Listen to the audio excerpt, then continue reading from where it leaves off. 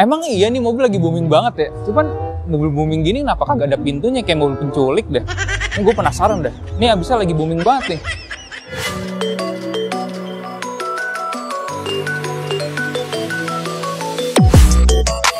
Nah ini dia nih mobil yang gue maksud. Mobil yang lagi booming banget di PVS gitu kan.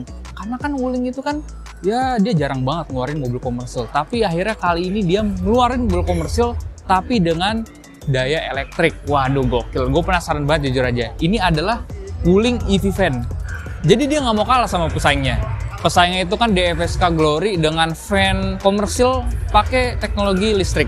Nah kalau si Wuling dia ngeluarin EV Van ya dengan teknologi listrik, tapi udah bisa kalian booking guys, meskipun harganya ini masih rahasia. Penasaran kan van-nya seperti apa? Yuk simak terus di channel YouTube Kabar Oto.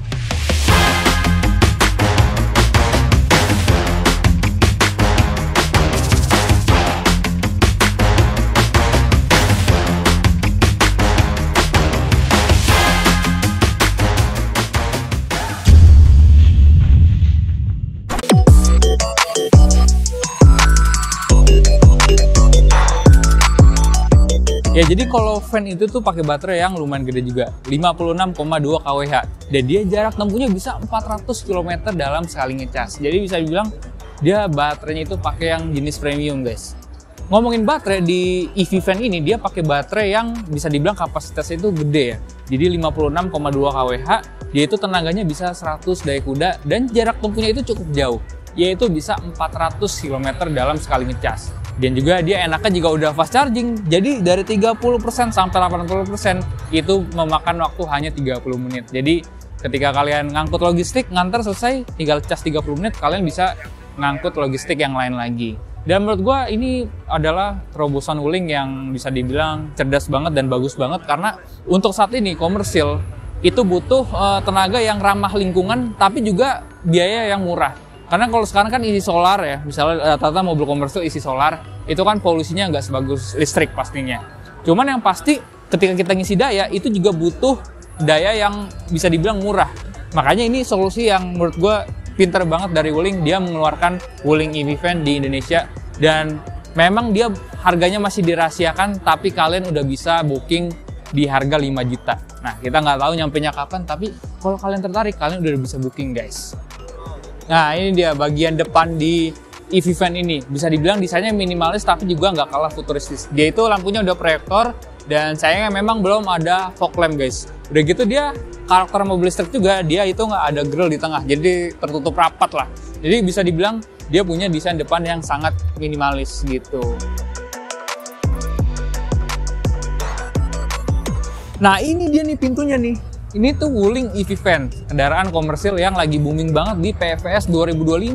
Secara dimensi bisa dibilang mobil ini tuh lega banget ya. Dia itu panjangnya 5 meter, lebarnya 1,8 meter, dan tingginya hampir 2 meter. Jadi bisa dikatakan mobil ini fungsional banget dan punya kabin yang luas. Luas kabinnya itu 6,5 meter kubik. Jadi otomatis untuk usaha itu udah lebih dari cukup. Dijadikan mobil travel itu juga udah nyaman banget. Karena dia punya kapasitas kargo yang luas, udah gitu dia juga dimensinya pas banget.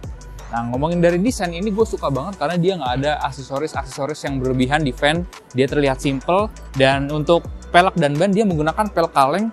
Dia dibalut dengan ban 195 profil 70 ring 15. Dan kayaknya ini pelek kaleng yang bakal jadi incaran para modifikator ya, karena desainnya itu keren banget dan punya dop yang bagus menurut gue.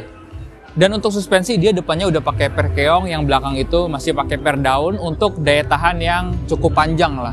Nah kenapa memang pintunya ada di sebelah kanan? Biasanya kan mobil van di Indonesia itu kan dia yang kosong itu malah kanannya, tapi yang kiri ada sliding door. Ini karena di mobil ini masih setir kiri guys. Karena di Tiongkok itu kan menggunakan setir kiri, jadi kalau orang mau turun itu pakai sliding door yang kanan. Kalau di Indonesia nanti akan ada setir kanan dengan sliding door di sebelah kiri guys gitu.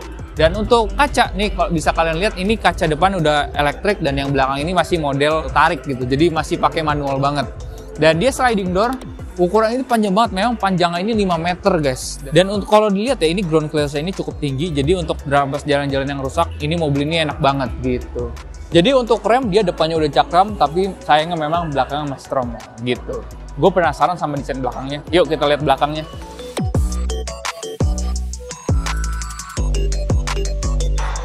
Nah ini dia tampak belakangnya. Jadi bisa dibilang tampak belakangnya itu nggak kelihatan tua, masih kelihatan futuris banget seperti mobil-mobil zaman sekarang ya. Dan dia konfigurasinya itu pintu belakang itu barn door. Jadi dia bisa dibuka menyamping ya dengan konfigurasi 60-40.